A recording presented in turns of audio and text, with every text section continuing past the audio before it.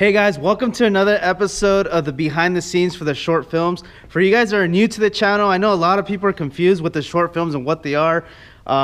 Quick thing, it's basically a short film of a car that we find interesting and a person that we find interesting, and do these cinematic shots in this documentary style, telling the story of how they got into the car scene and what kind of car they drive in a nutshell. So with saying that, today I have a really special car that I'm excited to share with you guys.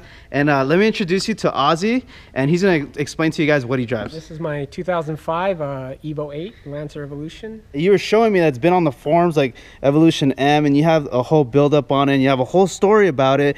You've also been on some features on YouTube channels like the Smoking Tire, Subaru Bros or something like that, right? Yeah, a few stuff like that. Yeah. So he's been getting a lot of coverage, and he has a story to tell, so I'm here to tell that story. But for the new guys, like I was saying, this is just a behind the scenes of me filming the short film, and so you guys can expect what's coming in the future. So real quick, Ozzie, let's do a walk around. Let's talk about your car.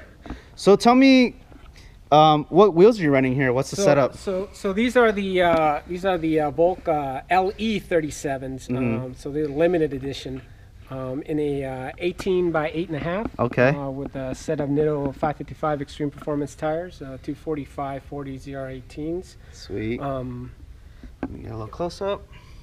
And also these Brembos are beautiful. I didn't even notice it. It's like black and silver. I'm assuming because you're a Raider fan, that's the color why you come out. Not just that, but as Evo owners know, the brakes are notorious for fading. That red sort of fades. Yep. So I just had them powder coated into a black, and just to match the color of the scheme of the car. But it looks really clean. I actually like that a lot. I love the color scheme. It's like perfect and subtle. And then you have like two-piece rotors with slotted. Yeah, those are the Giro disc two-piece rotors that are slotted in. Okay. And what have you done for suspension on the car, just briefly? So the car's set up on a set of Fuel 441 coilovers. It's corner balanced, and that was thanks to Gilbert at Evolved Auto Garage.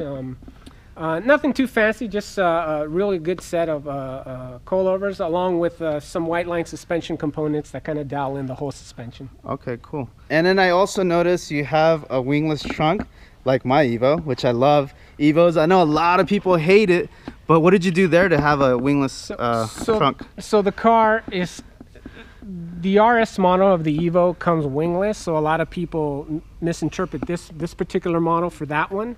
I do have my wing. I still have it. It's in my room. This is just a spare trunk that I got, and I just like the clean look of the RS. Okay. This is not an RS. This is a GSR, and just had the wing removed, had the holes filled in, and just to make it look right, Okay, cool. Just a cleaner look. Yeah, and then another thing I noticed that makes it look like it's an RS is these actually door handles, because the RS come like that. Right, correct. Like I said, everybody kind of thinks it's an RS, but if you notice the moonroof on top, that's the dead giveaway that it's not.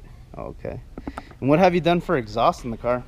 So that's a Buescher Racing full exhaust. Deleted the cat. I mean, it's just straight pipe, pretty much 3-inch all the way from the turbo back. Okay. Let me flip you guys around so you guys can see the exhaust. Hopefully you guys can see. And then we'll do a soundbite in a little bit so you guys can hear it.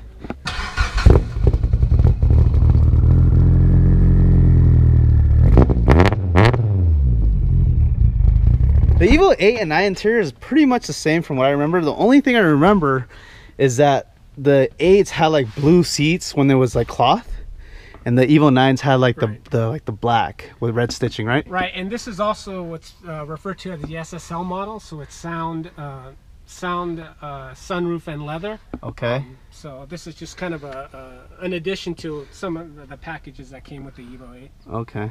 It's very like clean, kept up, and he's a detail guy, so his cars will always be clean. A little bit. And even the steering wheel looks brand spanking new. Usually these start to like swell up when they're in the sun too long. Here's a little secret here. So I run an ethanol content analyzer, and here's where the display's at. Oh, okay. So this is like in case, like, because sometimes, I don't think in California, but in other states, it's not true E85. It'll be like a mix of like, what is it? Yeah, it all depends.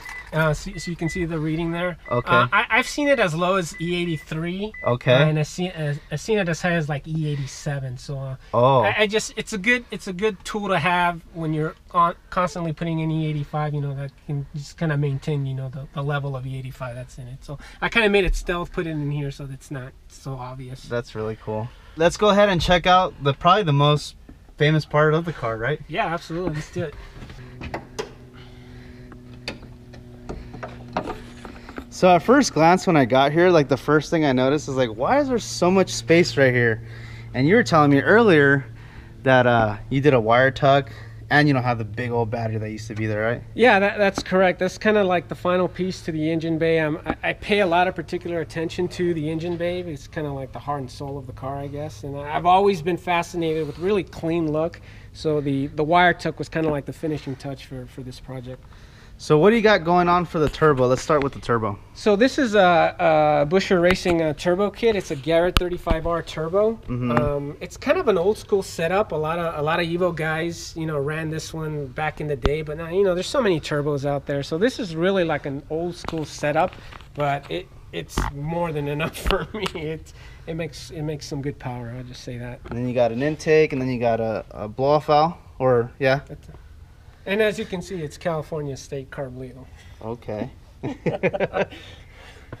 And then what else you got? I see a fuel rail of some sort. Yeah, that's a Wilson D-style fuel rail with a set of thick 2150 cc injectors. Jesus. And on my car, I'm running like, I think like 1150s or something like that. So that's like almost double.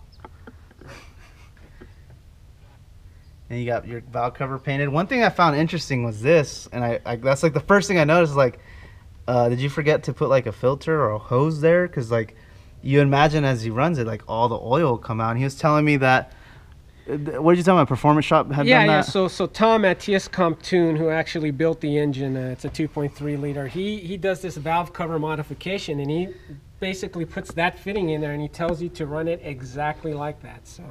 I've been doing it, have not had any issues with it. I get a lot of questions about it, but yeah, it seems to work just fine.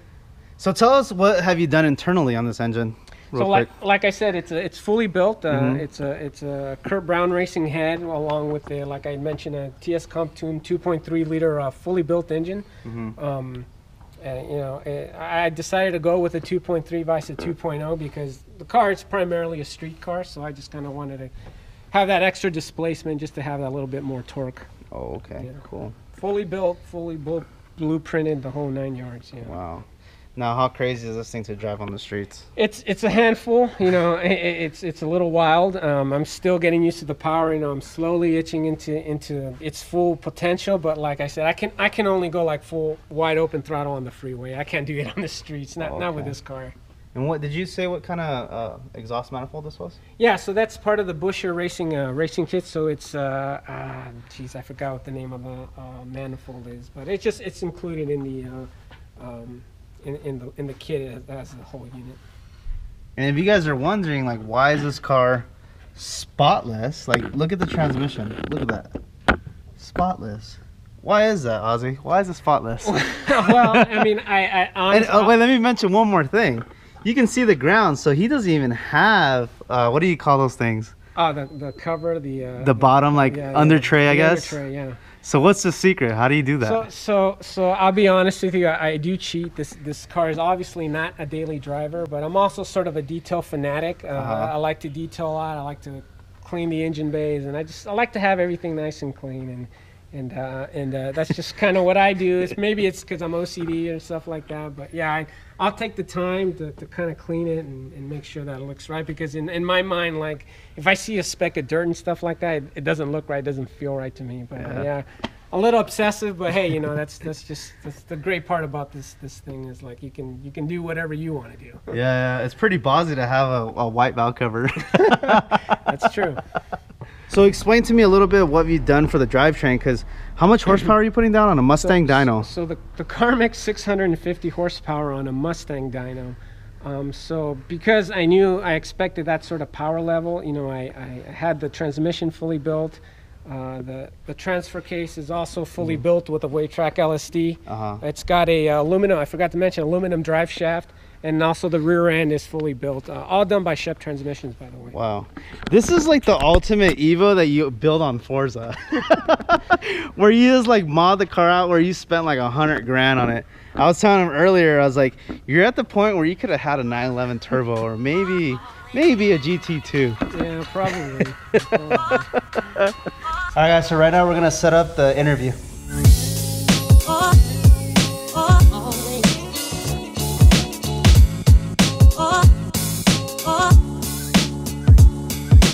All right, so right now we're gonna shoot the interview part. I wanna show you guys the setup we have. So we got the GH4 on a tripod, and then we got the Juice Link for audio, and then we got the Sennheiser microphone on a boom stand.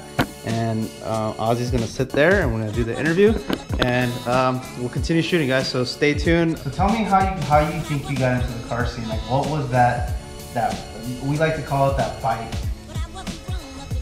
So growing up, you know, we were always my brother. Alright, guys, so right now we're gonna start shooting the B-roll footage of the close-ups of the face, and I'm gonna head to the back right now, and we're just gonna start driving down the street.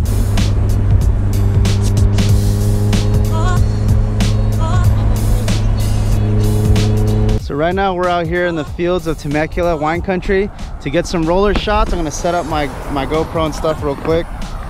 Or not my GoPro, but my DSLR.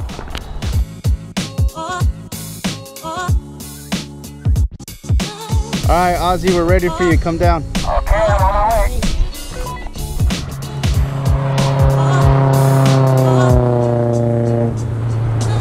All right, that was a beautiful shot.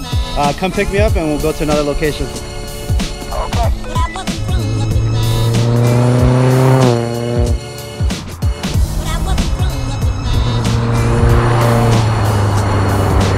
Alright, guys, so we set up the suction cup. It's all set up. We're gonna do the roller shots. This is gonna be a really cool shot where it gets this face shot as he's driving through the canyons. And as well, we have the audio going here, going straight back this way, and there I ghetto rigged it with the GoPro suction cup. So we're gonna go ahead and start doing the rollers. I'm gonna follow behind him, or actually, yeah, I'll follow behind him. I'll put some gas just in case this guy falls off.